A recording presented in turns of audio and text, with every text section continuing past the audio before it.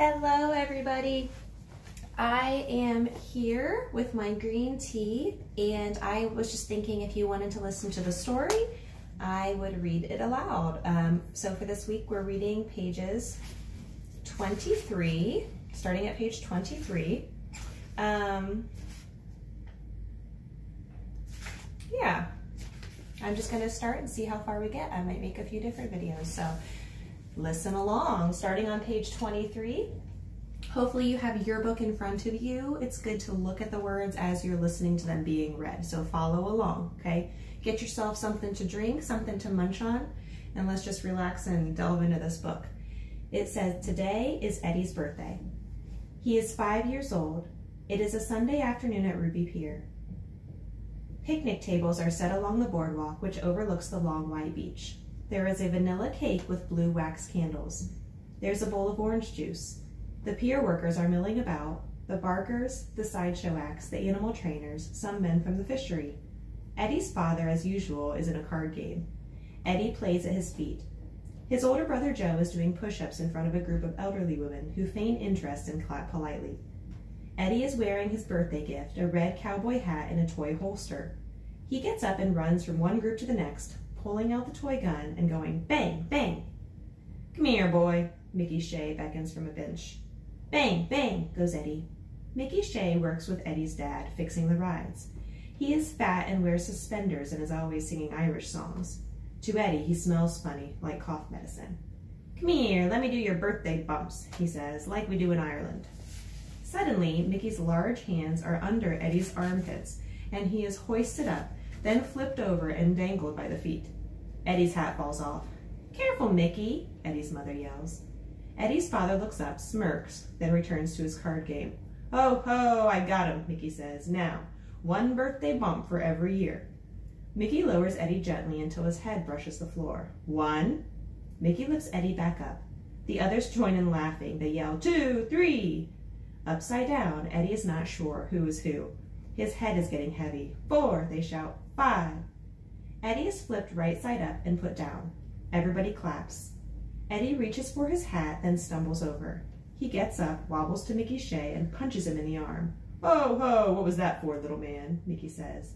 Everyone laughs. Eddie turns and runs away 3 steps before being swept into his mother's arms. Are you all right, my darling birthday boy? She is only inches from his face. He sees her deep red lipstick and her plump, soft cheeks and the wave of her auburn hair. I was upside down, he tells her. I saw, she says. He puts his hat back on his head. Later, she will walk him along the pier, perhaps take him on an elephant ride, or watch the fishermen pull in their evening nets, the fish flipping like shiny, wet coins. She will hold his hand and tell him God is proud of him for being a good boy on his birthday, and that will make the world feel right side up again. Page 26, The Arrival.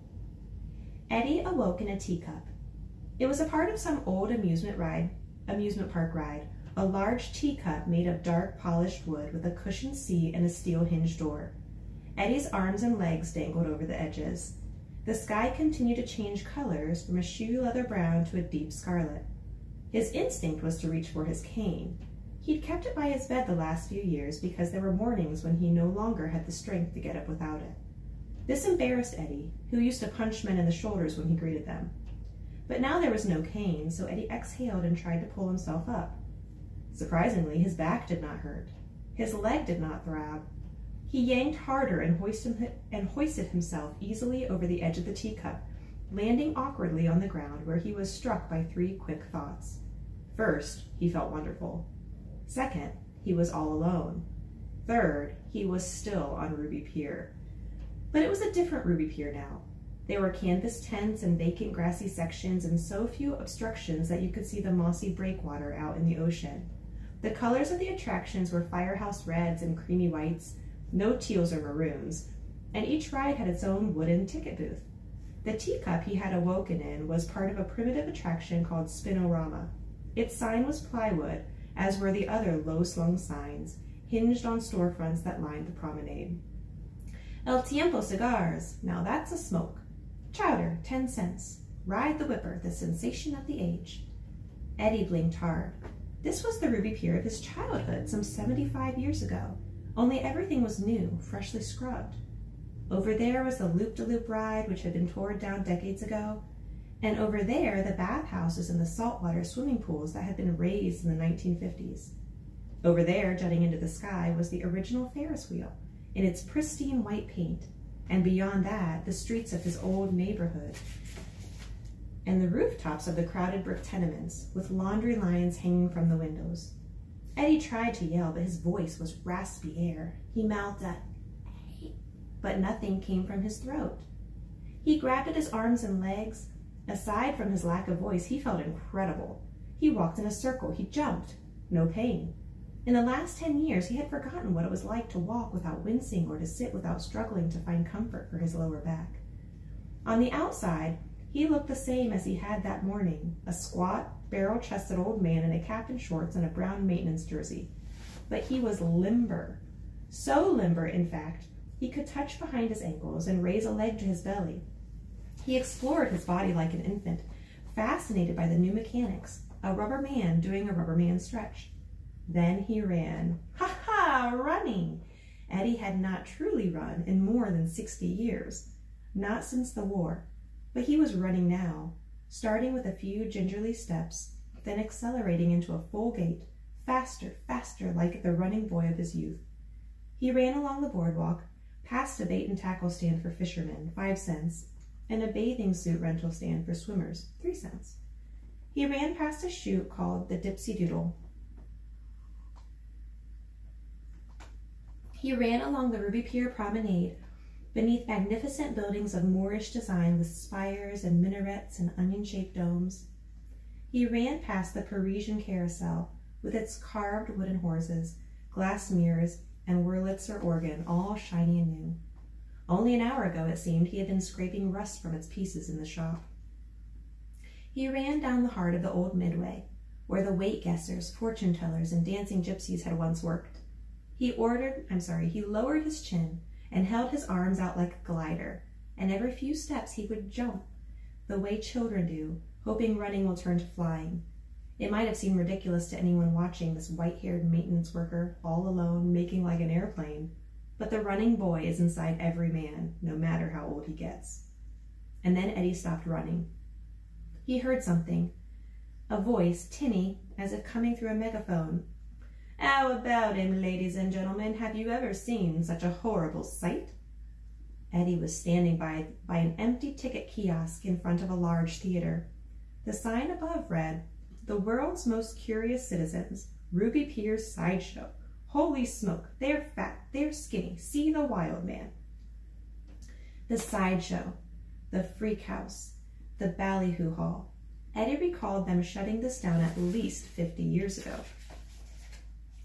About the time television became popular and people didn't need sideshows to tickle their imagination. "Look well upon this savage, born into a most peculiar handicap." Eddie peered into the entrance. He had encountered some odd people here. There was Jolly Jane, who weighed over 500 pounds and needed 2 men to push her up the stairs.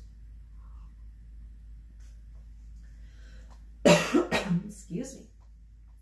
There were conjoined twin sisters who shared a spine and played musical instruments. There were men who swallowed swords, women with beards, and a pair of Indian brothers whose skin went rubbery from being stretched and soaked in oils until it hung in bunches from their limbs. Eddie, as a child, had felt sorry for the sideshow cast. They were forced to sit in booths or on stages, sometimes behind bars as patrons walked past them, leering and pointing. A barker would ballyhoo the oddity, and it was a barker's voice that Eddie heard now. "Only a terrible twist of fate could leave a man in such a pitiful condition. From the farthest corner of the world we have brought him for your examination." Eddie entered the darkened hall. The voice grew louder. "This tragic soul has endured a perversion of nature." It was coming from the other side of the stage. "Only here at the world's most curious citizens can you draw this near." Eddie pulled aside the curtains. "Feast your eyes upon the most unusual..."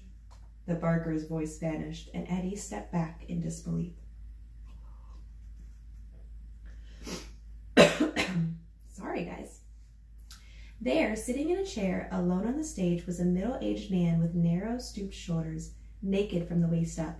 His belly sagged over his belt. His hair was closely cropped. His lips were thin and his face was long and drawn. Eddie would have long since forgotten him, were it not for one distinctive feature. His skin was blue. "Hello, Eddie," he said. "I've been waiting for you. I'll return in another video. I think I need to go get a cough drop." Okay, see you soon.